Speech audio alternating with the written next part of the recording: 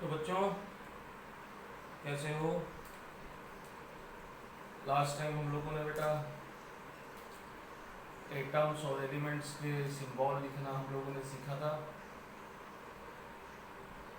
किस एलिमेंट का क्या सिंबल है, एटॉमिक नंबर क्या होता है और एटॉमिक मास क्या होता है, हमने इसके बारे में पढ़ा था बेटा लास्ट लेक्चर में। अब इसी में से आगे बढ़ते हुए हम आज बात करेंगे बेटा एटॉमिक मास का, है ना। हम बात करने वाले हैं एटॉमिक मास, या इसी को मास नंबर भी कहते हैं। सो एटॉमिक मास और मास नंबर की हम बात करने जा रहे हैं। तो मास मतलब क्या है बेटा, वेट। जो भी अर्थ में जो भी चीज प्रेजेंट है, जो भी मैटर प्रेजेंट है, उसका एक पर्टिकुलर वेट है, एक मास है। वैसे ही जब हम एटम की बात करते हैं तो एटम का भी मास होगा। अब क्या हम सोच सकते हैं कि एक एटम का मास कितना हो सकता है। चलो मैं बोलूं कि what is the mass of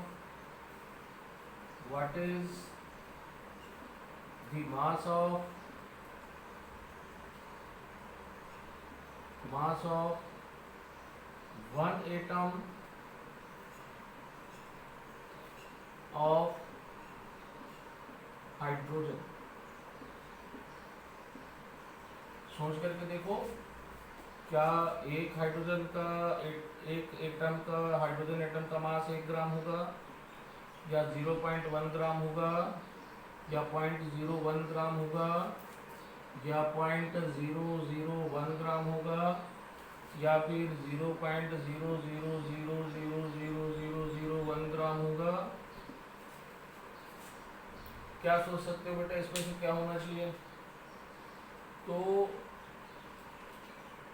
mass क्या होगा या वेट क्या होगा, इसको सोचने के लिए आपको सबसे पहले तो सोचना पड़ेगा कि भाई एटम का, अगर एक एटम की हम मास की बात कर रहे हैं तो एटम कितना बड़ा है या कितना छोटा है।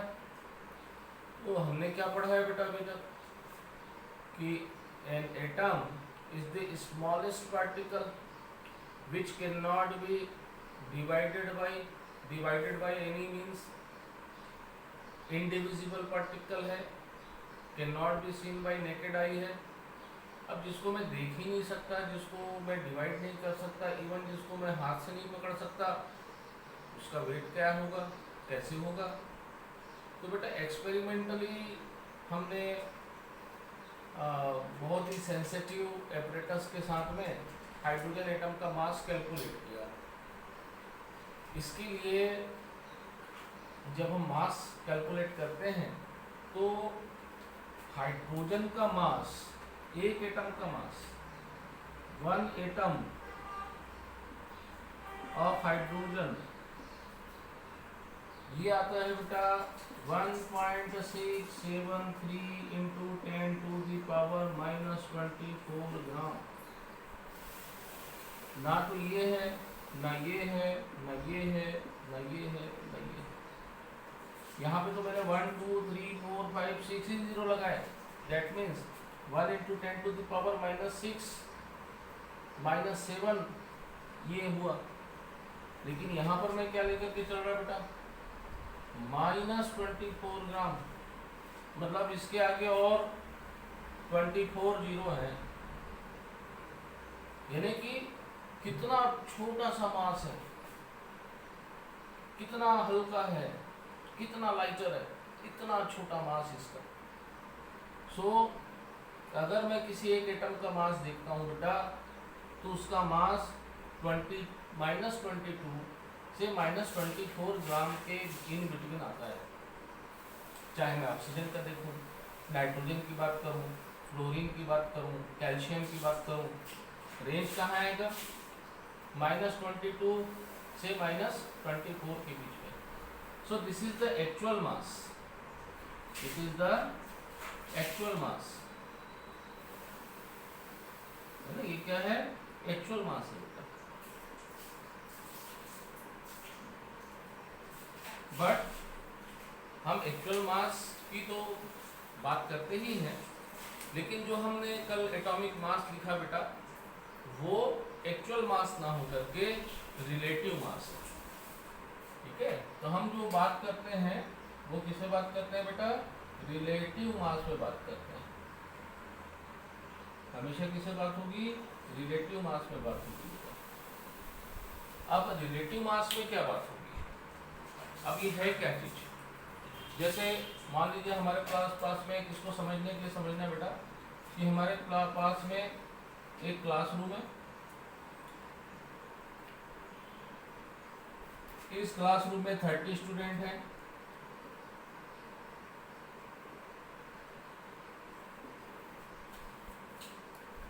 अब मान लेते हैं कि ये क्लास 10th है या क्लास 8th है, हम ये मान लेते हैं। अब क्लास 8th मानते हैं कि हमारे पास में क्लास 8th है, 30 स्टूडेंट्स हमारे पास में प्रेजेंट हैं, और मेरे को क्लास 8th में एक चीज़ ये निकालना है कि सबसे ज़्यादा इंटेलिजेंट स्टूडेंट कौन सा है और कम इंटेलिजेंट स्टूडेंट कौन सा है, कौन एवरेज स्टूडेंट है। तो हम क्या करते हैं बेटा? हम ये करते हैं कि किसी एक स्टूडेंट के परसेंटेज को कंपेयर करना स्टार्ट करते हैं, है ना। किसी एक बच्चे के एक स्टूडेंट के परसेंटेज के साथ में बाकी बच्चों के परसेंटेज को कंपेयर करना स्टार्ट करते हैं। कि एक स्टूडेंट है, स्टूडेंट एक्स है, मान लेते हैं कि उसका 90% आया स्कोर। अब 90% से कोई अधिक स्कोर वाला बच्चा है तो हम बोलेंगे कि ये ज़्यादा होशियार है। जिसका कम है तो हम बोलेंगे कि ये इससे कम होशियार है या इंटेलिजेंट है। तो एक पर्टिकुलर रिफरेंस स्टूडेंट का परसेंटेज, हम एक रिफरेंस परसेंटेज ले लेते हैं, उस रिफरेंस परसेंटेज से कंपेयर करते हैं कि कौन अच्छा है, कौन कम अच्छा है ना। बुरा तो कोई नहीं होता, या तो अच्छा होता है या कम अच्छा होता है। तो सिमिलरली हम यहाँ पर अपने एटम्स के वेट के लिए भी कुछ ऐसे कुछ एक ऐसा एलिमेंट को हमने एक रिफरेंस एलिमेंट माना, जिससे कंपेयर करके हम बात करते हैं कि दिस एलिमेंट और atom is how much time heavier than reference element. तो जब हम मास की बात करते हैं, जैसे हम परसेंट की बात करते हैं, तो ये इस स्टूडेंट से इतना अच्छा है या इतना बुरा है की बात करते हैं। वैसे ही एटम के लिए हम एक रेफरेंस एलिमेंट लेते हैं और उसके साथ में कंपेयर करते हैं कि ये इतना ज़्यादा भारी है और इतना कम भारी है। हम इसमें बात करते हैं बेटा। अगर हिस्टोरिकल बात करोगे तो सबसे पहले हाइड्रोजन को सेलेक्ट किया गया था बेटा, कि हाइड्रोजन को एक रेफरेंस एलिमेंट कंसीडर किया गया, और कंसीडर करने के बाद में उसके साथ में हमने कंपेयर किया दूसरे एलिमेंट्स को।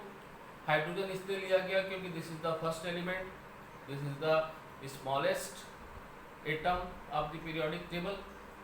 बट बाद में क्या हुआ कि इसके 3 आइसोटोप्स हैं, all the 3 isotopes are active, बहुत छोटा है और परसेंटेज इसके अलग है बेटा हमारे इन्वायरमेंट में।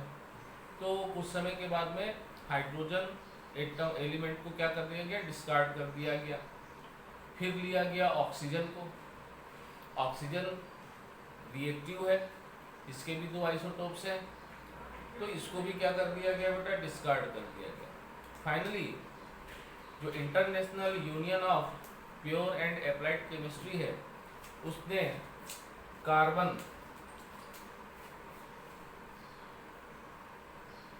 12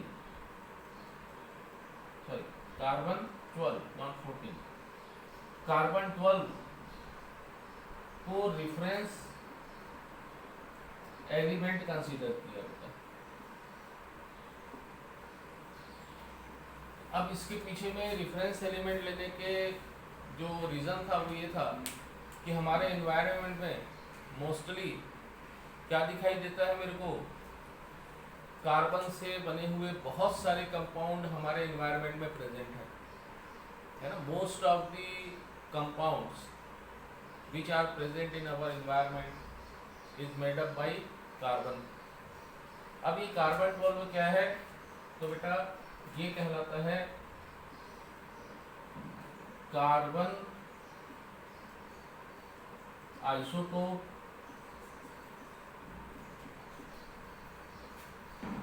जिसका मास 12 है ना। एक कार्बन आइसोटोप लिया हमने जिसका मास कितना है, 12 है, और इससे ही कंसीडरेशन लेते हुए हमने रिलेटिव एटॉमिक मास निकाला और इसका हमने डिफाइन किया बेटा। कैसे डिफाइन किया कि the relative mass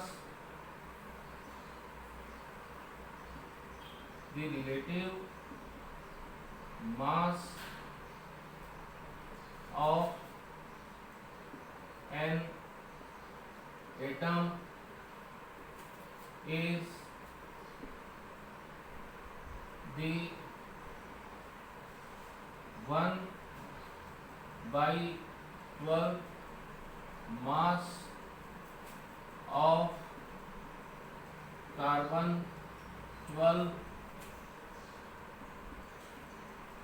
isotope.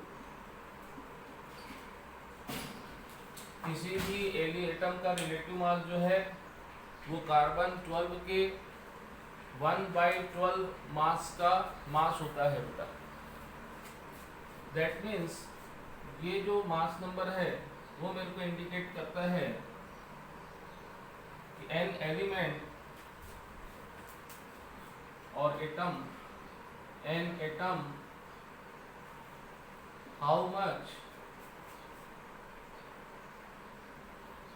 heavier than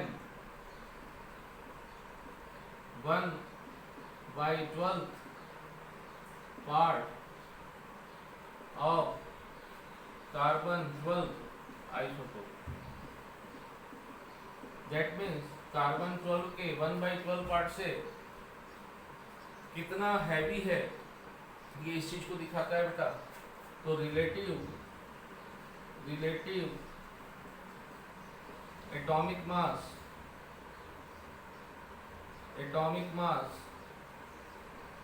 is equal to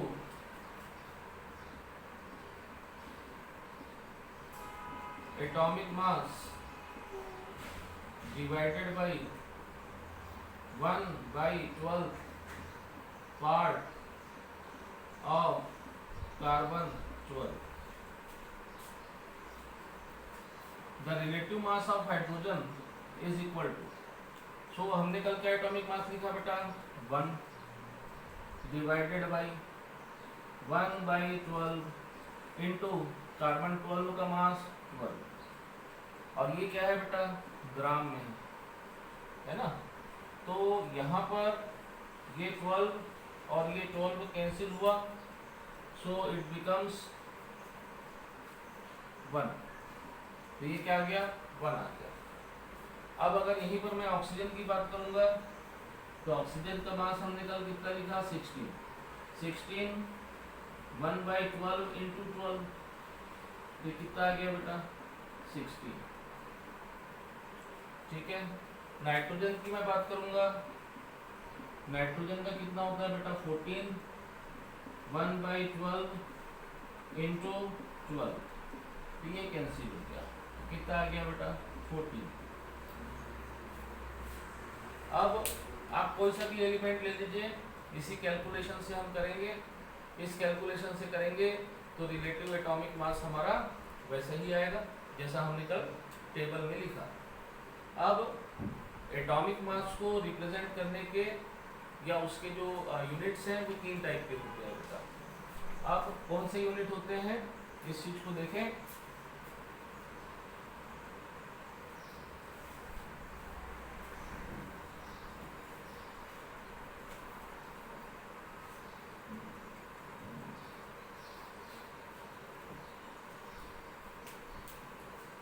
पहला होता है बेटा एटॉमिक मास यूनिट। इसी को हम AMU से रिप्रेजेंट करते हैं। AMU होता है बेटा, हम इसको ऐसा लिखेंगे, number of proton plus number of neutron multiplied by 1.66 into 10 to the power minus 24 gram. This is the mass of neutron and proton बेटा, common mass होता है, mass of proton and neutron का ये कॉमन है। तो पहला चीज तो ये है, एग्जैक्टली यही बोला जाता है बेटा, this figure 1.66 into 10 to the power minus 24 is also called 1 AMU, है ना, यही क्या कहलाता है बेटा, 1 AMU कहलाता है। या फिर 1/12 into 12, कार्बन 12 का 1/12 part is also called 1 AMU। Carbon 12 का 1/12 part is also called 1 AMU, दोनों ही 1 AMU है। तो अगर जब मैं बोलता हूँ कि the mass of hydrogen is equal to 1 AMU, so it represent the mass of one atom, mass of one atom। अगर मैं लिखता हूँ हाइड्रोजन ऑक्सीजन 16 AMU, तो ये दिखाता है बेटा मास ऑफ 1 ऑक्सीजन एटम, ठीक है। अब यहीं पर सेकेंड जो होता है बेटा, वो कहलाता है gram atomic mass.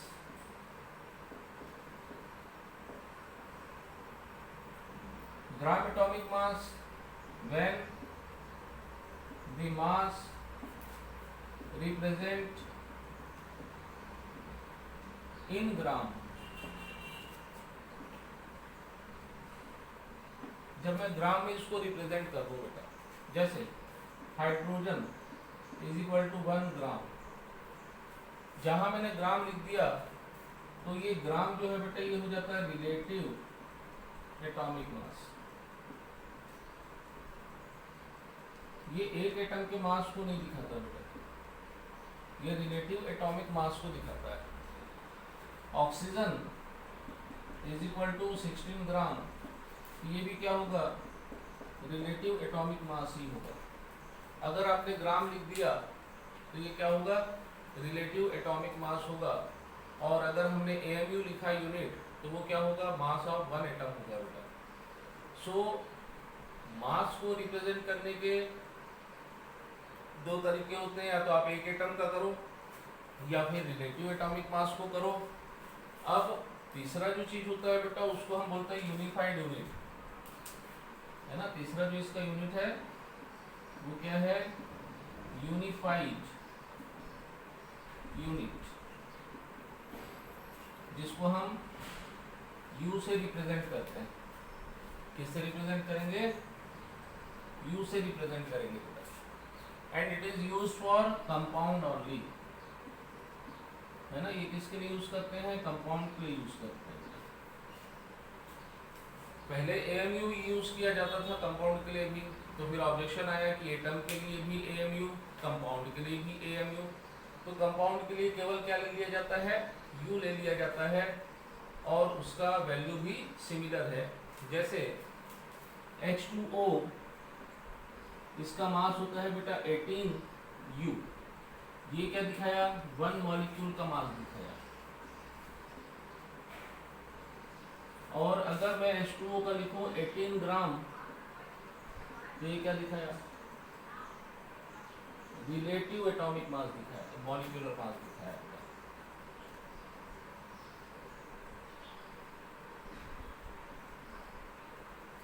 So this is called atomic mass और molecular mass of the atoms and compounds respectively। ये जो AMU के बारे में है या ग्राम के बारे में है, इसमें और थोड़ा सा डिटेल जाएंगे बेटा जब हम मोल कॉन्सेप्ट में आएंगे, है ना। अभी मोल कॉन्सेप्ट में नहीं आ रहे हैं। इसके बाद में हम बात करेंगे कि कंपाउंड का फार्मूला हम कैसे लिखते हैं, उसको हम बनाते कैसे हैं, इसके बारे में हम नेक्स्ट क्लास में बात करेंगे। इसको ध्यान से पढ़ना, और अगर कोई भी आपको डाउट हो तो आप ज़रूर पूछें। Thank you.